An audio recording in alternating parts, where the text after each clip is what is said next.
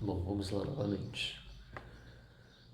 Eu vou começar de uma forma mais articulável em como eu posso transmitir as minhas ideias de forma mais coerente, mais lúcida, através de mim mesmo, encontrando essa transparência, essa forma empírica e condizente com o que eu posso transmitir a vocês, espectadores que estão me assistindo mais uma vez. Na repercussão daquele primeiro vídeo, está indo bem, está indo muito bem, mais do que eu espero, mas eu acho que o meu ego ainda gostaria de mais. O que ele sempre quer, de fato, ele sempre quer mais. Ele sempre quer ser o centro universal da razão, dessa imponência ilusória. E talvez eu possa começar com outra premissa de que eu posso escolher entre a dor que vai me transformar ou a dor que vai me destruir. Uma destruição talvez autoindulgente, talvez criando e colocando na minha jornada barreiras pelas incongruências inconscientes, pelas determinações falsas sobre nós mesmos, sobre a gente enxergar uma incapacidade no nosso modo de agir perante as coisas, de agir perante o construto da realidade. E mais uma vez eu venho expor essa autorreflexão. Eu acho que a minha mente ela tende a ser autorreflexiva o tempo todo. Eu acho que isso é um problema. Não sei se é uma superdotação ou uma inteligência muito mais afiada do que o normal, se considerado por pessoas normais no cotidiano. O tempo todo eu estou criando essas divagações tão inerentes à existência que por vezes eu preciso expô-las gradualmente, criando essa graduação da minha faculdade interior, que eu acho que é mais importante, e eu subindo os degraus de conhecimento, os parâmetros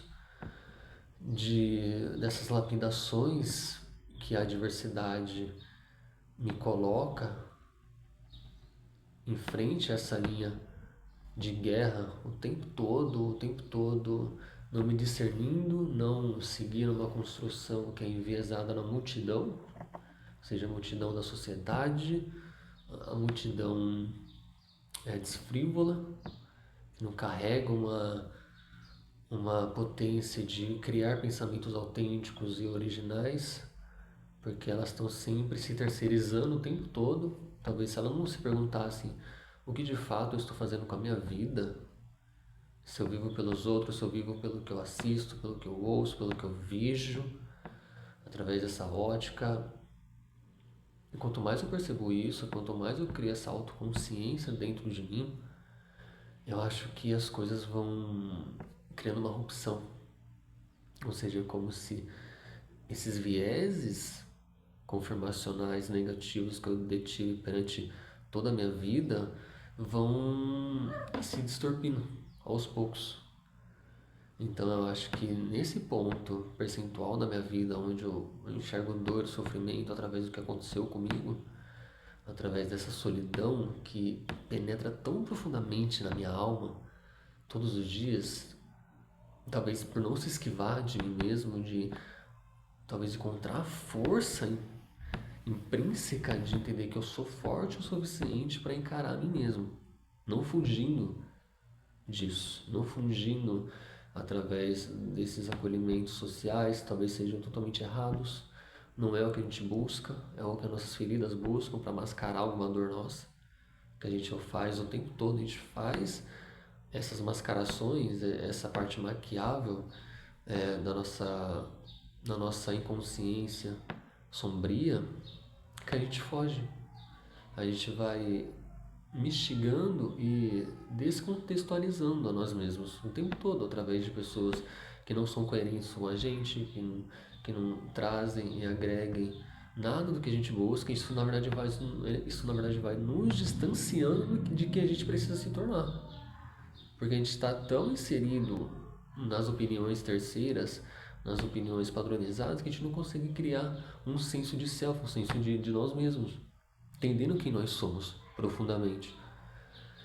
Então eu acho que isso é importante. É importante criar essa autorreflexão todos os dias com nós mesmos para tentar entender, pelo menos em partes, pelo menos em blocos, o que difere, o que contorna, o que transforma, o que realça, o que predomina, o que por vezes a gente deixa entardecer nesses fins de dias internos nossos, não só pelo mundo real, mas entendendo que o sol ele vai embora pelo horizonte e retorna novamente, mais quente, mais exuberante, mais vívido, mais translúcido, transmitindo um novo dia de esperança, um novo dia de existência, entendendo que o que a gente entende como o amanhã é um eterno hoje. O amanhã ele nunca chega, ele só está dentro da nossa cabeça, através da capacidade que o cérebro tem de tentar prever os acontecimentos futuros, através da imaginação. Então, a gente controlando essa parte nossa, a gente consiga encontrar resiliência mental, clareza mental, foco proporcional, a gente consegue direcionar o nosso foco para aquilo que é realmente importante, sem se desviar através dos prazeres inúteis, levianos, que descentralizam o nosso caminho de fato, tanto na vida profissional, financeira, pessoal, porque são tantas distrações o tempo todo que se a gente não manter essa aderência de foco onde a gente consiga trabalhar nossa inteligência emocional, entendendo que inteligência emocional é mais sobre voltar ao estado de calma, tranquilidade, independente do que esteja acontecendo à nossa volta. Não é sobre controlar as emoções, a gente não tem como controlar elas. Na verdade, a gente cria um consenso através da nossa racionalidade para tentar contornar. Talvez não se esquivar, driblar a emoção, mas compreendendo ela de um aspecto tão profundo que você diz, tudo bem eu estar sentindo isso, mas isso não vai me deixar num estado em que eu não sinto profundamente, né? Mais coligado com essa parte nossa de alma mesmo, seja o que você acredita, espírito, parte astral, consonâncias da metafísica, qualquer coisa. O importante é você não criar uma tendência à verdade absoluta das coisas, porque tudo é meramente uma ideia. Por exemplo, vou colocar Deus. Ontem eu encontrei Deus através do meu silêncio. Ontem eu tive um desabamento tão grande, eu chorei tanto que eu chorei através da transmissão da minha alma. Minha alma transmitiu uma dor onde eu tive que gritar. Eu estava sozinho em casa, sozinho comigo mesmo, eu comecei a chorar, soluçando. Eu comecei a chorar, escaneando meu corpo, onde ele estava entendendo que isso é preciso. Eu converso comigo mesmo, Leonardo, é preciso passar por isso. Eu preciso passar por essa dor. Porque como nós somos, na verdade, seres antifrágeis, o que significa que o nosso corpo e a nossa mente prospera na dor. Eu tendo esse entendimento mais afinco, eu consigo encontrar de fato as nuances necessárias para prosseguir adiante. Para prosseguir adiante, de alguma forma eu preciso seguir adiante, porque eu estou muito atrelado à lei da impermanência, ou seja, entendendo que nada nos pertence de fato, que nada vai ser permanente na nossa vida, nem a nós mesmos, a gente não nos pertence, entendendo que um dia tudo vai acabar e talvez a gente possa encontrar paz nisso, e essa paz possa nos direcionar para caminhos que são realmente importantes para nós. Talvez construir uma família, talvez construir uma vida de liberdade geográfica e financeira, não pela questão da riqueza em si, mas da riqueza no tempo, de como a gente vai gastar o nosso tempo. Que não há como retroceder, não há como barganhar com o tempo. Isso é impossível. É impossível fazer isso. Talvez o tempo seja a moeda de troca mais importante que a gente tem. Segundo da atenção. A atenção também é uma moeda de troca muito valiosa. Isso desde a Grécia Antiga, com pão e circo, que eles ofereciam aos ilustres que iriam para algum teatro da época para se sentir entretido de alguma forma. Então acho que se colocando no mundo atual de hoje, muitas coisas que são promissoras ao conhecimento antigo ainda é aplicado ao mundo atual. Através dos livros, eu consigo vivenciar a época através de como o nosso cérebro interpreta, visualiza, imagina e consegue reeditar o que está sendo transmitido através do livro. Isso é uma capacidade impressionante do nosso cérebro de co-criar essas realidades que já não existem mais, que estão só impostas nos livros.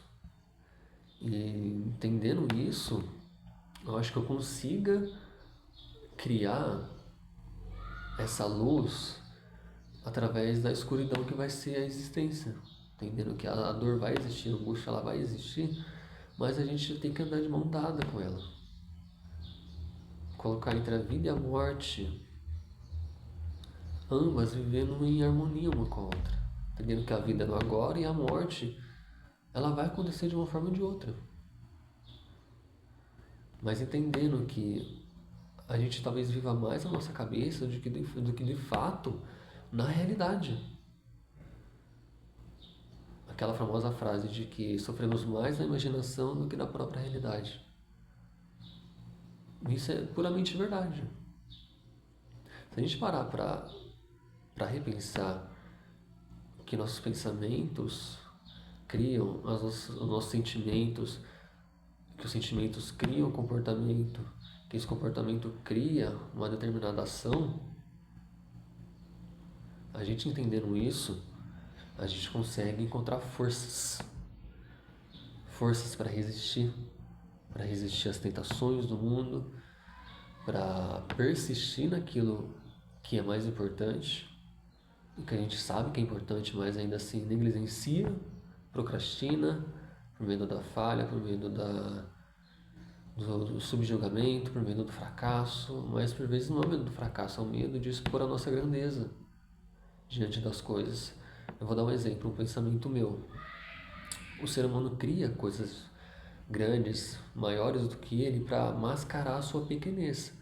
Os grandes arranha-céus, as grandes potências que são criadas. O ser humano adora coisas grandes. Uma conta bancária grande, uma comida grande, um grande banquete, um grande farto, né, de coisas. E eu acho que a gente não precisa viver com tudo isso. Porque se a gente for seguir a lei da natureza, a gente só precisa do básico da sobrevivência: alimentação, abrigo e bons relacionamentos. Como ainda existe essa parte tribal arraigada à nossa epigenética humana, a gente encontrando um ciclo de pessoas, no máximo 3, é o mais importante. 3 é o cabimento para a gente conseguir manter uma vida feliz, com uma parte estável e mais duradoura, ou seja, mais longínqua, com uma longevidade muito mais estendida, entendendo que o grande repertório, a grande capacidade de criar interações boas, de criar relacionamentos promissores e com uma longevidade muito mais saudável, é o que de fato vai criar providências, vai criar as condições exatas para o que a gente está fugindo. o tempo todo. Não é na riqueza. Não são os parâmetros da sociedade. No fim das contas, é sobre nós mesmos, é como a gente se sente em relação às coisas. E não com o que acontece com a gente, é como a gente reage ao que acontece, ao que nos é rodeado o tempo todo, através dos infortúnios, das catástrofes, das imprevisibilidades. E a gente conseguindo criar essa visualização de que tudo possa acontecer conosco, a gente consegue reagir com mais prontidão, com uma maior compassividade a tudo e a todos. Então, mais uma vez, desculpe se eu travei um pouco, se eu fui um pouco inconciso nas minhas palavras, um pouco não conveniente demais. Eu estou ainda no processo, eu estou usando a ferramenta que eu tenho em mãos agora para começar a me aperfeiçoar a minha comunicação, aperfeiçoar o meu engateamento, as minhas formas de passar uma comunicação mais assertiva. Mas eu acho que esses passos, por mais que sejam pequenos, insignificantes, vão trazer uma significância de fato no futuro. Então eu vou continuar, por mais que eu tenha medo ainda, medo do julgamento, medo do que as pessoas vão achar, medo do que eu próprio vou achar disso, mas eu vou continuar. Porque eu acho que eu manter essa permanência, eu vou construindo essa autoeficácia, esse autoaperfeiçoamento de mim mesmo, das minhas capacidades, das minhas soft skills, do meu know-how, da minha entrega genuína, de tentar ajudar você que está me assistindo, que dispôs de um tempo que é sagrado para me assistir um ser humano desconhecido, que não tem um PhD científico, de ser um autodidata, de estudar por conta própria. Eu não tenho mestrado em nenhuma doutrina acadêmica, mas eu tenho mestrado em entender que eu consigo chegar nesses estágios de conhecimento.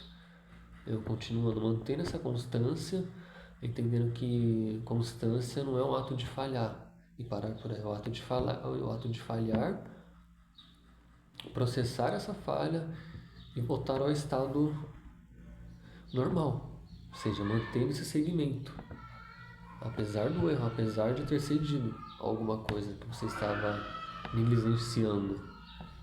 Então é muito importante a gente entender esse lado mais inconsciente de nós mesmos e vivendo por si só uma vida inteira num único dia, que é o que nos tem, que é o que nos permite existir. Muito obrigado pela sua atenção mais uma vez, e eu volto um outro dia, talvez um eu um pouco mais reluzente, mais claro, mais lúcido e mais assertivo. Muito obrigado.